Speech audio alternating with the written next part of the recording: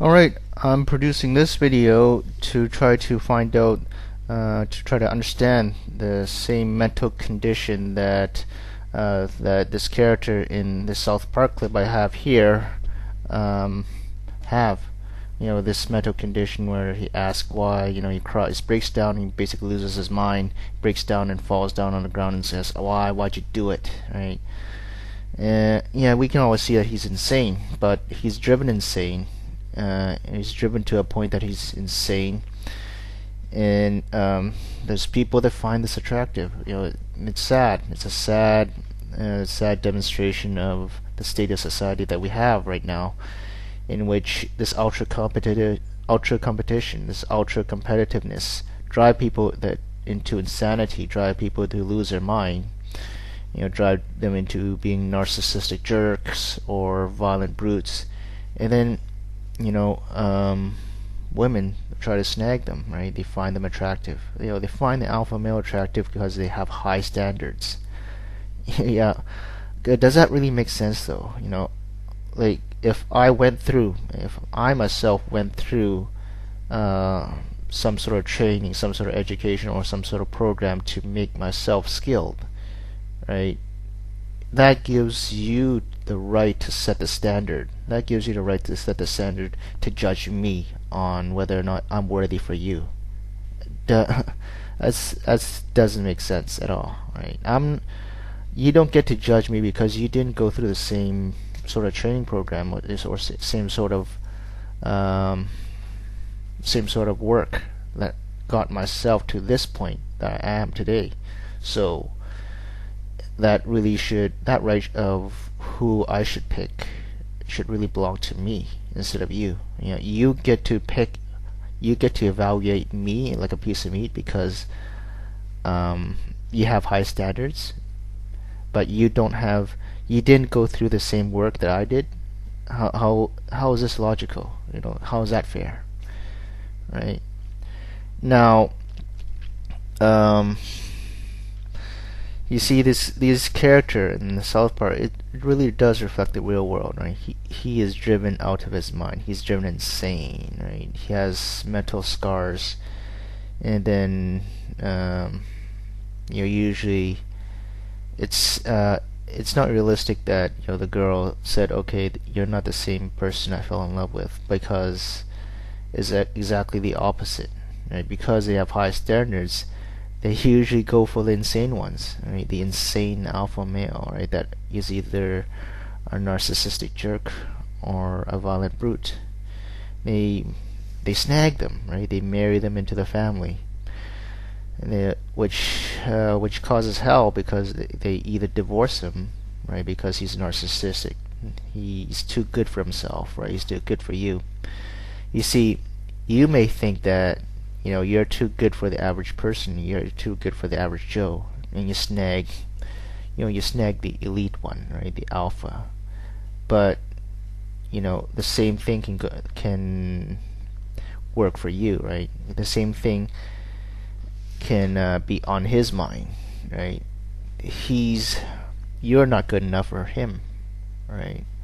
He wants to have other women because you're just not good enough for him, right? So he skips around, right? He divorces you, right? But you don't see it coming because you're too stupid to understand that, right? You may think that, okay, I snagged him, right? I got this prize. But the way he's thinking is, okay, I got this dumb bimbo that admires me, right? Because, hey, I'm tougher, I'm stronger, right? Or I'm smarter than everybody else that's just average. So, okay, I got this dumb bimbo that admires me because she has high standards, right? Alright, but I can just do the same, right? I can just dump you, right? Dump the bimbo that's admiring me, that marries me by divorcing her, and go on to some other dumb bimbo. And how does that work out with your family, though? How does that work out with the kids? See, you marry this narcissistic jerk that breaks up the family, and the family members, especially the children, become mentally scarred, right? Now, same family tradition carries on. The little girl becomes insecure and he wants a father figure to look over her. So he marries the same narcissistic jerk that you did. See what jealousy can get you? You're jealous of the lead person, right? You're vain. You don't want the average Joe. So instead of having a happy family, you trade happiness with you trade happiness for somebody that's better than you, or you trade happiness by marrying somebody that's stronger than you, right? But the way he got himself stronger than you is by pushing, right? You see, it's the same thing with the Jimmy character who I have in this clip here, right? He pushed himself to the limit, he drove himself insane.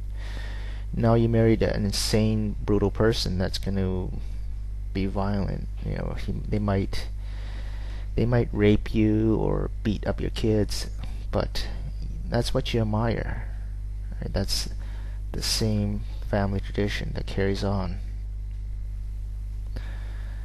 And in the end, it doesn't work, right? Because look, there's the same vicious cycle goes on, right? Because progeny is partly genetics and partly nurture, right? The same violent jerk that produced him, right, is going to produce children that is the same as him, right? Same narcissistic jerk that produced him is going to produce the same children that is the same as him. And your little daughter is going to grow up being insecure, and she'll end up marrying either one of these people, either one of these type of people. How is that going to be happy? No, it's never going to be happy. There's no solution, except you're just vain, right? Because of your vanity, the entire family suffers. But this is what you deserve, isn't it? But there's a solution to it, right? The solution is cooperation. I also have the same clip here. I have another clip here.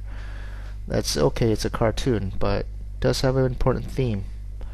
Just think about it. In the clip, the main plot of the cartoon is that the polar bear is the stronger, right? It's the stronger character of the two, but he still gets captured by the hunter, right? Now the smart thing that the penguin did is he rescued the polar bear and tried to be friends with him, right? Cooperation is the key here. Is because no matter how big and strong you are, someone's always going to be able to find a way to take advantage of you. There's always a weakness. There's always a weakness in everybody. There's no person that is God. That is Superman. Superman doesn't exist. You're either strong but dumb, or you're smart but weak. But it doesn't really matter at the end. At the end, it's just superficiality, right? What matters is that you combine strength. You combine strength to cooperate. And the smart thing is that this simple children's cartoon illustrates the point exactly, right? You try to pick an elite person, you try to pick an alpha, but in the end it just bites you in the ass, because cooperation is the key, right? There's no one person that's better than you, right? And to try to be jealous, right? To be just a jealous hag and try to possess something that you yourself don't have anything in yourself. You don't possess the same qualities in yourself, but you want to possess in somebody else. It doesn't work, because that same person that's going to be better than you, he'll just treat you as somebody that to take advantage of. It will just treat you as somebody to play with and leave, right?